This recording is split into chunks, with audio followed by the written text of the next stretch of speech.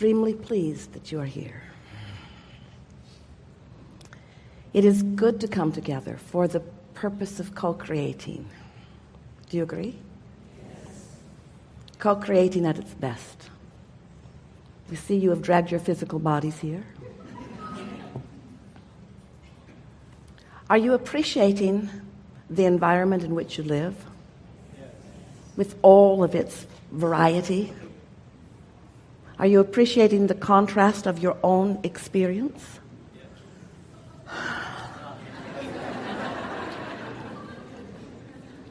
Well, we want you to. We want you to feel the perfection of the contrast, even the part of the contrast that you don't want, even the part of the contrast that makes you think you must be doing something wrong or you would not be living it.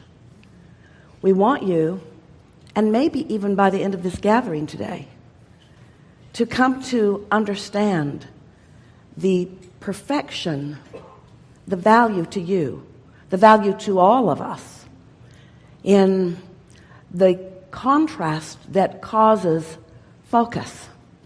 Because out of contrast is born the clarity of desire. Without a question, there cannot be an answer. And really, you don't want to hear this, but a problem produces a solution that puts you in a better place than you were before the problem occurred, because you are expanding, expansive beings who must move forward in order to stay in vibrational harmony with who you really are. So it's not possible for you to stand still, but it is possible for you to get sort of screwy in your thinking and hold yourself in a state of practiced resistance so that you just don't go with the flow of your own expansion and your own evolution. You get these ideas, and that's all right, of who you are and where you want to be and who you want to be with and how you want it to be, what you want it to be like, how you want it to feel.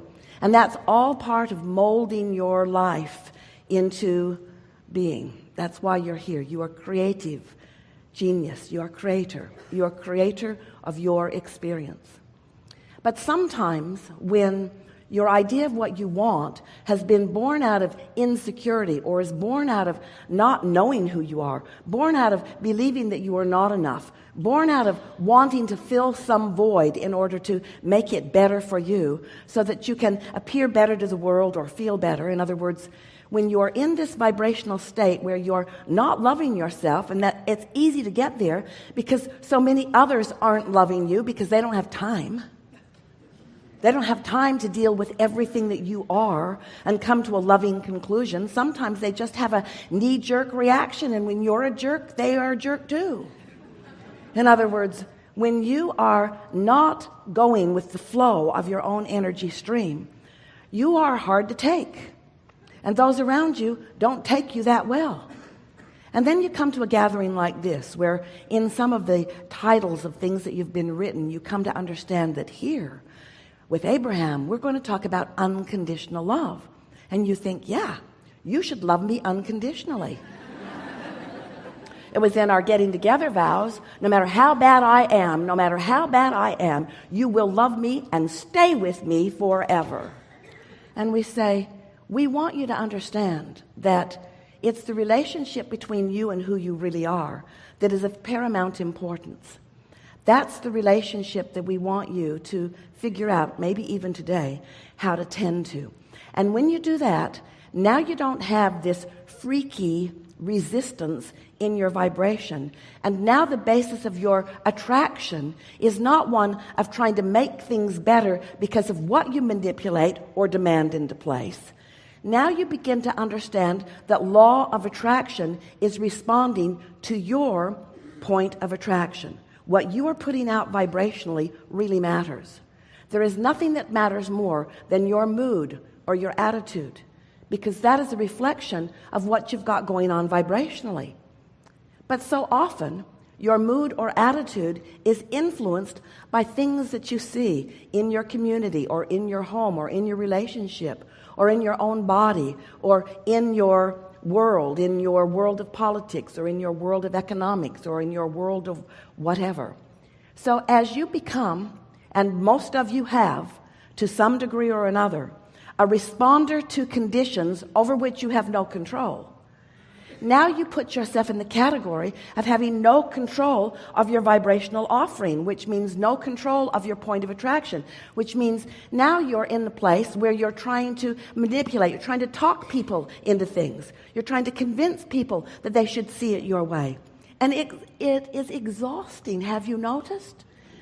Have you noticed how many of them who you really want to get you don't?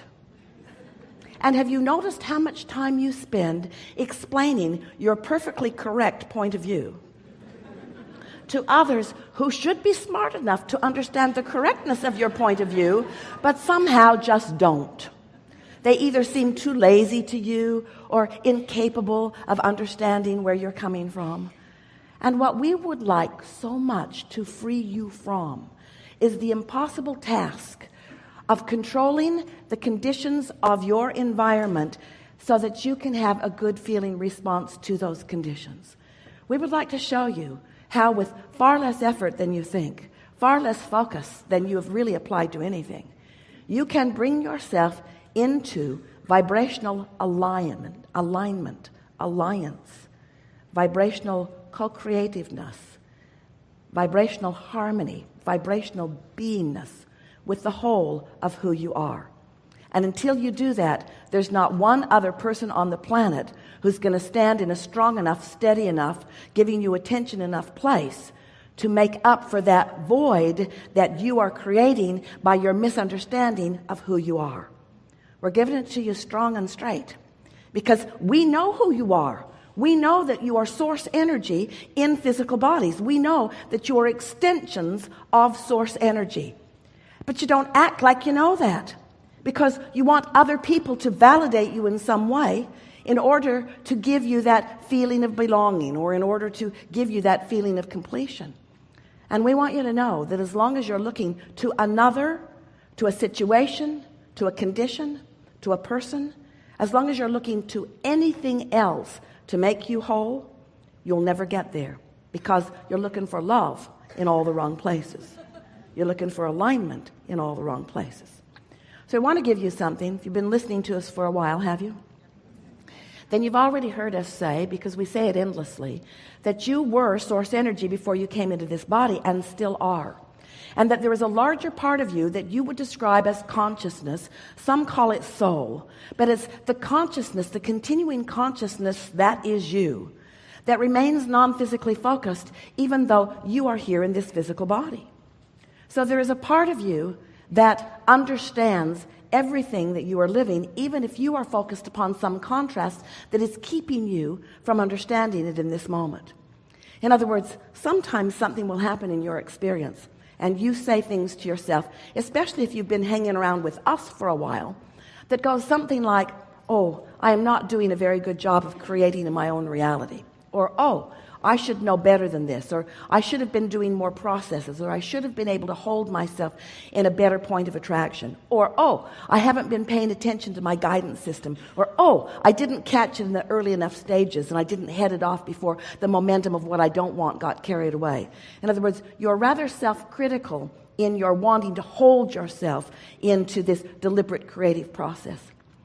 And all along while you are doing that, that inner being, that who you really are, that source within you, is knowing that this piece of contrast that you hate is the very thing that you ask for on a vibrational level in order to bring clarity to you that you want more than life itself. So you're beating up on yourself for not living the perfect life at all times because, after all, you want to live the perfect life and you want everyone who's looking at you to acknowledge that you're living the perfect life. When the perfect life is moving through contrast, the perfect life is exploring, the perfect life is coming to greater clarity about what you want. The perfect life is knowing what you don't want, which causes you to know what you do want. And then gradually and gently, in an attitude of loving yourself into alignment, bringing yourself into alignment with the constant new things that are showing up for you to consider. You are ravenous in your desire for expansion. You are ravenous in your wanting to be present in the moment, in alignment with all that you are. You so have an appetite for alignment so that in any moment in time you can take in fully all of the manifestation in this moment that you have come to culmination about. There are manifestations around you. The car in your garage is a manifestation. And some of you like that manifestation, and some of you are embarrassed by that manifestation. But we want you to understand it's not just the things that are manifestations. Manifestations meaning evidence of ongoing vibration. We want you to understand that the emotion that you feel in any moment in time is the first, foremost, most important, most sought after, most important, biggest, most important. The most important manifestation of your lifetime is the emotion that you feel in any moment in time, because that is a manifestation. Now let's say it so that you can hear it. It's a manifestation indication. It's a manifestation indication. Let's say it even better, even more clear, even more accurate. It's a temporary manifestation evidence indication of what you've got going on vibrationally right now. It's not an indictment of who you are. It's not a punishment for who you have been. It's an indication of the mix of vibration that you got going on. And you got to understand, your life has caused you to ask for all kinds of things that you may or may not be up to speed with right now. And your emotions indicate how much you're asking and how in alignment you are with what you're asking. How wonderful is that?